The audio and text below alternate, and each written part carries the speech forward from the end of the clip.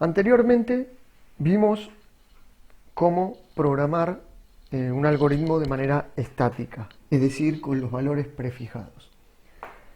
Ahora vamos a ver una programación algorítmica de manera dinámica. Y para eso necesitamos refrescar algunas cuestiones, como por ejemplo, ahora la ecuación de la recta que utilizaremos es la ecuación general, es decir, de la forma y igual a x más b, donde a, recordamos, era la pendiente que muestra la inclinación de la recta, x es la variable independiente y b la ordenada al origen, que nos hablará del posicionamiento de la recta con relación al eje y. A su vez, también vamos a observar y recordar el ejemplo anterior, que tenemos el dominio que va a tomar los valores de x, que si bien recordamos era -1, 0, 1, 2 y 3. Es decir, la recta tendrá como dominio todos los valores de x que pertenecen a los reales, tales que x sea mayor que -1, mayor o igual que -1 y menor o igual que 3.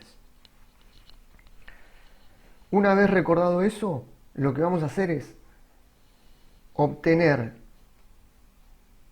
la recta de manera dinámica en el Grasshopper. Para eso vamos a empezar agregando la expresión de la recta. Como ya recordamos, era en la solapa mat, script, expression. La agregamos y la editamos. Ahora la expresión va a ser, como habíamos dicho, a por x más b. Pero si vemos, las variables de entrada de la expresión son x e y. Y sin embargo nosotros tenemos a, x y b. Entonces lo que tenemos que hacer es agregar estas. ¿Cómo lo hacemos? Hacemos zoom hasta que aparecen signos más y menos al lado de cada variable. Nosotros no vamos a querer trabajar con y, entonces vamos agregando variables hasta que, si queremos ser prolijos, aparecen con las que tienen el mismo nombre. Borramos las otras y ahí tenemos la expresión con los parámetros de entrada. Entonces, habíamos hablado del dominio que puede tomar la variable x. Es el siguiente paso que vamos a insertar. Venimos a mat, seguimos en la solapa mat y agregamos construir dominio. Vamos a ver que el dominio tiene valores de entrada y valores de salida. De esta manera nosotros construimos un dominio completo, pero a su vez le tenemos que decir a la expresión cuántos valores dentro del dominio queremos que tome. Y eso lo logramos agregando, hacemos doble clic, la función rango, que es range.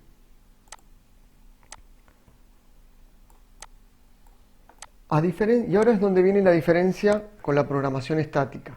Antes nosotros insertábamos los parámetros desde un panel. Ahora lo que vamos a hacer es agregar un slider. Un slider no es más ni menos una variable que puede ir tomando los valores que nosotros querramos. Agregamos un slider genérico y lo vamos a configurar. Para configurarlo hacemos doble clic en él. Vamos a configurar los números reales. En nuestro caso vamos a darle como valor mínimo -20, valor máximo 20.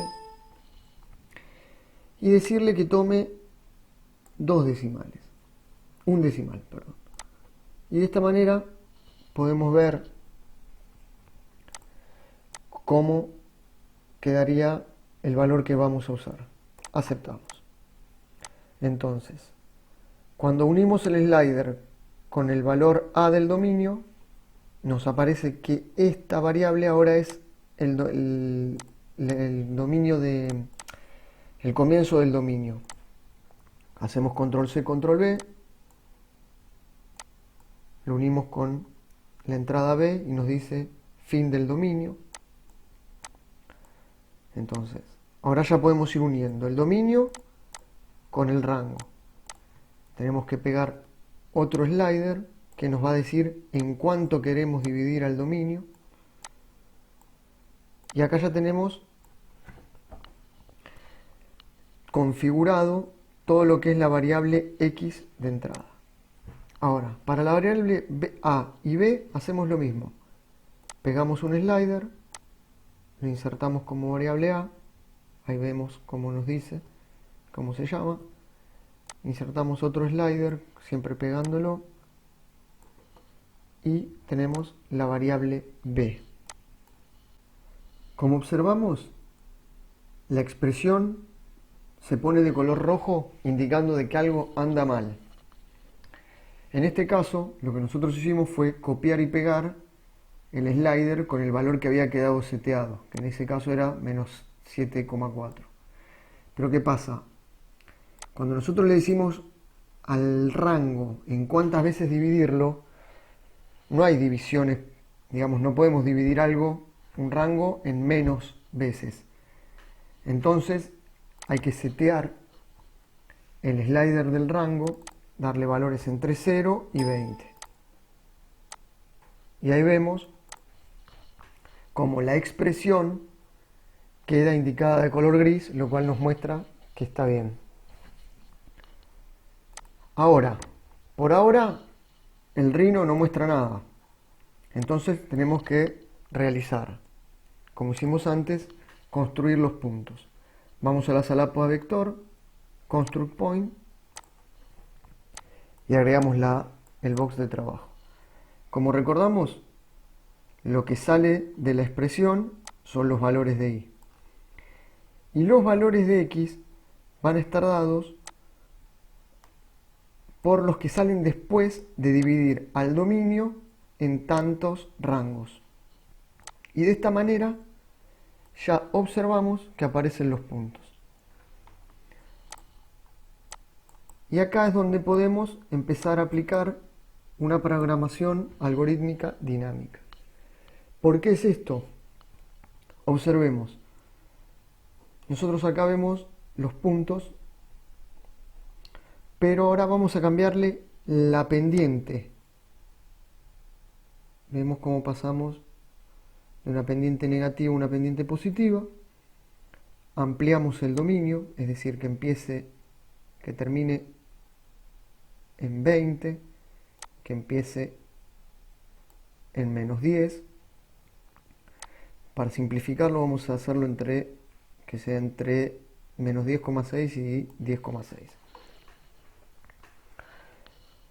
Habíamos dicho que al dominio lo dividíamos en una cantidad de puntos que está determinada por el rango. Vamos a decirle que sean 6 puntos. Y de esta manera, y después con la variable b, manejamos la ordenada al origen, que como habíamos dicho, era la altura respecto al eje y. Pero bueno, hasta acá tenemos solo los puntos aislados. Debemos hallar la recta. Habíamos dicho que para hallar la recta teníamos que venir a curva, dentro de spline interpolate, y uníamos simplemente el punto con la variable de entrada b. Entonces de esta manera hemos hallado una recta de manera algorítmica y más precisamente dinámica. Algo que podemos hacer también para no confundir tanto la parte visual es ocultar los puntos. ¿Cómo hacemos esto? Seleccionamos el box de trabajo del punto y lo desprevisualizamos. Y de esta manera obtenemos la recta limpia. Y ahí podemos nuevamente ir jugando ir variando sus valores. Así que bueno, esto ha sido todo hasta ahora. Luego vamos a ir trabajando, agregándole más complejidad al programa.